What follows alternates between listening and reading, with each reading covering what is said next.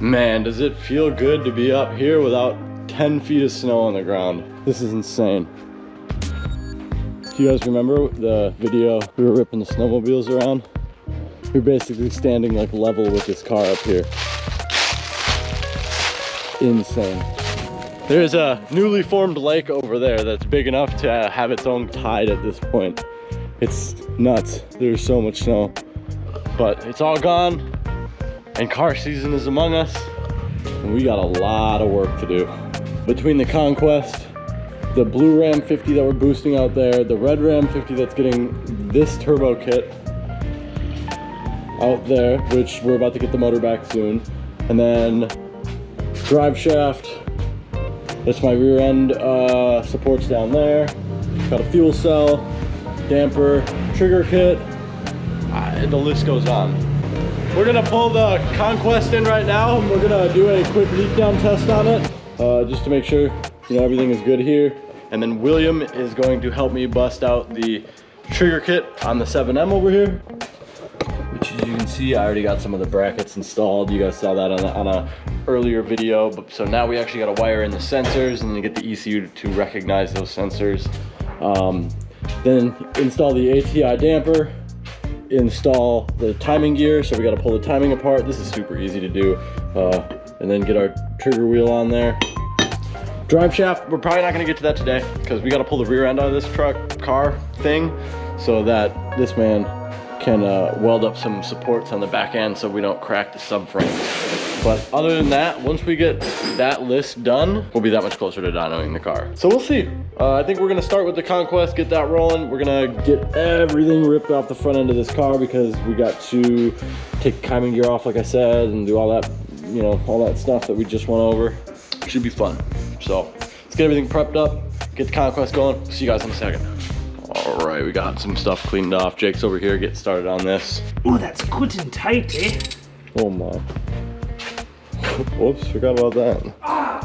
Be fun. All right, so first things first, let's get this radiator out of the way. Luckily enough, we drained the car before we started over the winter, so there shouldn't be any fluids in it. I'm still gonna check because it's just my luck that this thing would be like half full still. Once the radiator's out, then we'll go ahead and pull this front clip off. Getting this front panel off, it's super easy. Most of the bolts aren't even in it anyway, and I ran this car into the back of Jake's truck last year, so I kind of already broke a lot. I kind of already broke most of these. So this should come off super easy, and then my headlight harness actually has plugs on it now, so that I can all unplug, and easy. Intercooler will come out with it, and that will give me so much more access to everything else. All right, time to find out if I left water in this thing and cracked my block in half. Well, I'm standing in the wrong spot for this.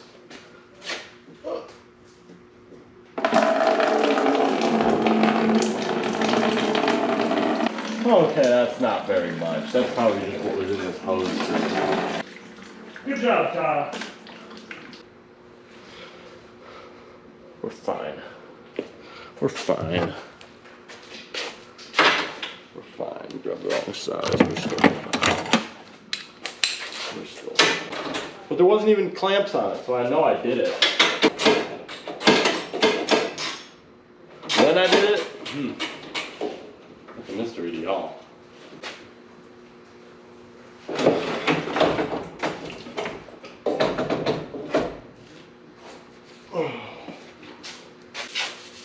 Likely not keeping that radiator though.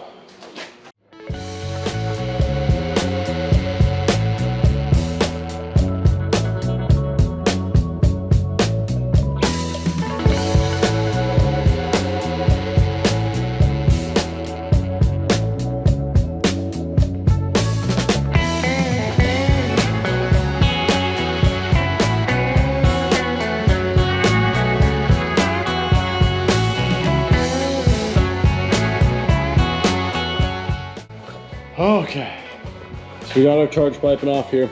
This will pull out with the front clip like I said before. I made this harness, so I made a quick little Deutsch connector up here so that this can kind of fall. This will come out with this front clip as well for the headlights. I kind of got it started on this side. So there are these little fasteners that run through from the bottom of these headlight covers that bolt this to here.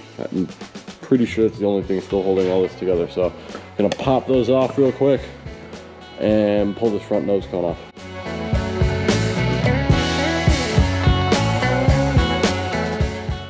All right, now I'm hoping I don't get hooked up on this side.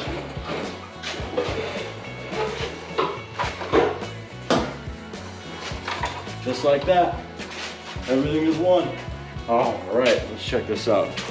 Now don't judge me, did this in a hurry. This is like the metal part that like holds the bumper onto the factory support. And this is just a cooler that I zip tied to it. It was working, can't hate. But that's definitely something that I want to remedy. I suppose we can get a clear shot of this. You've probably seen this in an earlier video, but there's the damage. So we're gonna heat up in here and bring all that down. Kind of hoping that's gonna be able to pull this forward and all this down. None of the damage is shown up here. We measured everything. Everything looks good. Literally, it's just like this, bent up and tweaked this, which like makes everything sit all awkward. But I digress. Let me get a couple of these pipes out of the way, just so it's clear. Cooler, fan, hoses. We should be able to get right at the timing from there. So let's bust it out, and boom. So everything's out of the way, minus this fan, which we can access from these bolts down here. Now, I left the belt on till this point because it should be a lot easier to hopefully just be able to break these nuts loose, pull this off without this pulley spinning. I just put this on, so it shouldn't, honestly, it should be on there to spec, not too tight. So we'll see how easy this comes off. All right, at this point, we just got to pull this balancer off. Obviously this bracket, this needs to be popped off real quick so we can pop this cover off. And we got to figure out how we're just going to change this cam gear. Now I'd really like to figure out a way to just pinch the belt, change the gear, and slip everything back together. We'll see if that works, but I somehow doubt that's going to work. But this is a huge step in the right direction for this car, so I'm really excited this is going to get done. This is going to be kind of a pain in the butt to get out, but drivetrain's still together. So I'm going to go put it in reverse real quick and see if we can pop this sucker out. And no, not because the engine's spinning backwards, it's because the reverse is the smallest gear. Dick. I don't want to deal with trying to do this by hand, so I'm going to really pray that old girl gets her off. And yes, I'm using a chrome socket. Bite me.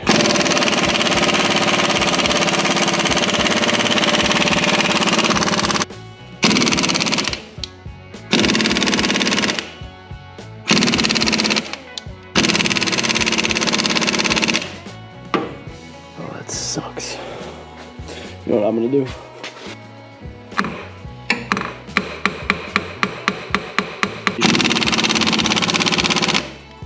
That sucks. Okay, time to figure this out. Thank you, Mikey.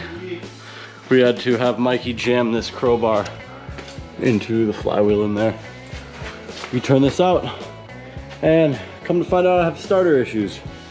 I'm not gonna explain why I found that out, but we have starter issues, so I don't know if we're gonna be able to get this thing going today, but we can at least get all the work done, get all the sensors in, all that crap, get the computer seeing everything, and get a new starter on over. All right, so once you get that bolt out, which can be done in a multitude of different ways, some smarter than others, you get one of these little guys, bolt on each side here, will thread right into your factory damper. We can honestly just go ahead and start tightening this. I just loosened it like an idiot. And you can see, as I twist this, we're pulling away. Just gotta make sure not to drop this because it's gonna be heavy as hell. So I'm gonna put the camera down, finish getting this off, and then timing covers. Check it out. We got everything stripped down, whole front of the car taken apart. Timing's showing, not taken apart quite yet. So we're actually at this time gonna let Will come in and get all these sensors wired up. We're gonna do that off camera because Will wants to do it off camera. We also have to punch a hole right behind this cam gear for that sensor to stick on through. So when this gets all taken apart, we will go ahead and do that. And then it's basically reassembly time from there. Once the sensors are wired in and that cam gear is changed out, everything else that's going on, this is gonna be a byproduct of reassembling the engine. So that's gonna be a lot of fun. This is always something that worries me on 7Ms, having like a bunch of oil buildup right here. And I'm pretty sure this engine was built incorrectly, because you have to deck this front cover when you deck the block and head. If you have to, and they have to be the same spec. If they're not, you're always gonna be a little bit kicked up on the front of the cylinder head and it'll never seal properly. So thinking that's kind of what's happening, but it's also not that bad. So I'm also just gonna say, get and send it. But again, I digress. I need to shut up. We're gonna let Will do his thing here. I'll try to get some shots where I can, and then we will come right back to get everything done on the computer side of things, and then to get all the reassembly done and to rip that fucking starter out. Speaking of Will, I wonder where he's at right now. Well, they're out here working on this truck. Holy shit, we have dash lights. Cool. That. Or maybe the horn only works with the key on. I don't know how these old cars are wired. I don't deal with stuff this old. It's coming along. Found him in his natural habitat. Oh my. What? So look at the grill. Yeah? Huh. I have freaking brake lights. How about the high mount? Does the high mount work as well? There is no high mount. Does it only have 2 taillights? Mm-hmm. That's weird. That's I cool. don't think I have turn signals. Oh. Oh, I know why. The hazard switch isn't plugged in. Oh, there you go. Well, cool. We're gonna let them do their thing. Will's gonna finish up there. We'll move on to this. I need to set this down. So yeah, unfortunately we ran into a little bit of an impasse because we don't have a multimeter at the moment. We just need to verify some of these wires. A lot of these 3-wire looms that you're seeing right here are for 3-wire sensors, and that's what both of our hall sensors are. So we can do our first cam sensor off of the original CPS, but we need another 3. This is for a fuel pressure sensor, so we have provisions for another sensor here, we believe. I'm pretty sure these, we actually put these in the harness for this, but we just want to verify everything before we even get into it. So as soon as we can get a multimeter, which I could probably run and go get one, we should be able to verify these and then get these 2 sensors all wired in. So I'm gonna pop in here real quick just to kind of fill you in on what we're doing. So right now we're just verifying what all of these leads are. So right now we're checking 5-volt supply, should be 23. Black connector, position 23 right down here. We're gonna check for 5 volts there. And then we're gonna check, make sure that B18, which is where that other wire was coming in, which is basically the same spot, which is on the other side of the connector, is our sensor ground. And if we can verify that, then we can proceed forward, but I need to find a razor somewhere in here so we can cut into this harness a little bit. Once we verify this stuff, we'll move on to the next step of actually getting things wired in.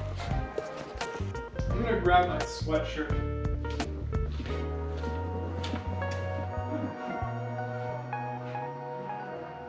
And check it out. So we got our brackets mounted up, we got our sensors in.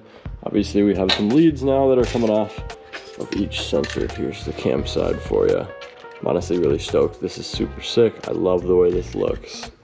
But this is the actual wiring part. So you have a sensor ground, a 5-volt signal, and a input essentially to the ECU. So the grounds can go to a common and the 5 volts can go to a common. And then your signal wires are the only ones that need to run independent.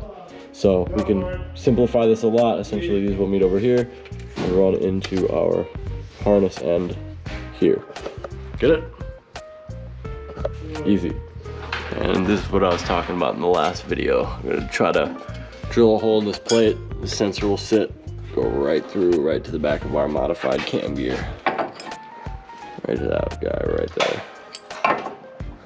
Now the question is that hole big enough? I don't know. Let's find out. We'll figure it out. Nope, definitely not. Okay, I'm using some sacrilege here. That big. These suck. I thought there's no These place are for a worthless. stepper bed. Avoid these at all costs, but sometimes you just have to.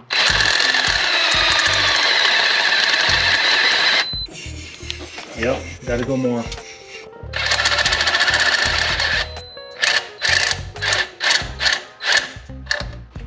I don't think you need to do one more.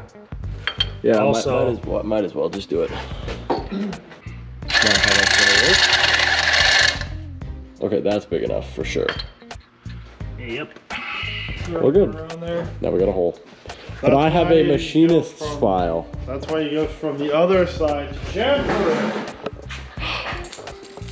I got beat up on this one day, but apparently not all files are made the same. I don't know if that's possible. And bada bing, bada boom. Obviously this isn't lined up perfectly because it's not bolted in, but you get the idea. Everything's still in time. We just turned the motor over and belt kind of sucked back in perfectly in place where it needs to be. Everything looks good, so I can go ahead and throw these covers back on and we can finish wiring up these sensors and finally get a chance to put the new ATI damper on. I'm genuinely really excited about the damper. I'm like, that's the piece I'm the most excited about. But even though these hall sensors are tight, I love the way this looks. So much cleaner than the factory CPS. See you, Jake. Yeah, we'll see ya. All right, we're getting towards the end of tonight. We're gonna come back up here tomorrow and finish this up, but we have both hall sensors mounted and hole drilled. We have our trigger plate and our damper installed along with the sensor down here. So we're just gonna finish up the night by actually wiring these in, just getting everything quickly spliced in and wrapped up, and then tomorrow we're gonna actually come in and do the computer work and then do all the rest of, you know, putting the front end back together and seeing if we get this thing to start. I'm gonna try to figure the starter issue out. I don't think I'm gonna be able to find one by tomorrow, but I think I have another one laying around. We'll see. Worst comes to worst, we just have to wait for a little bit to start it, but at least this way we can knock out all the background stuff. But this is probably the last you're gonna see of tonight. We're gonna do a little bit more work, but we'll be back and we'll see you guys tomorrow.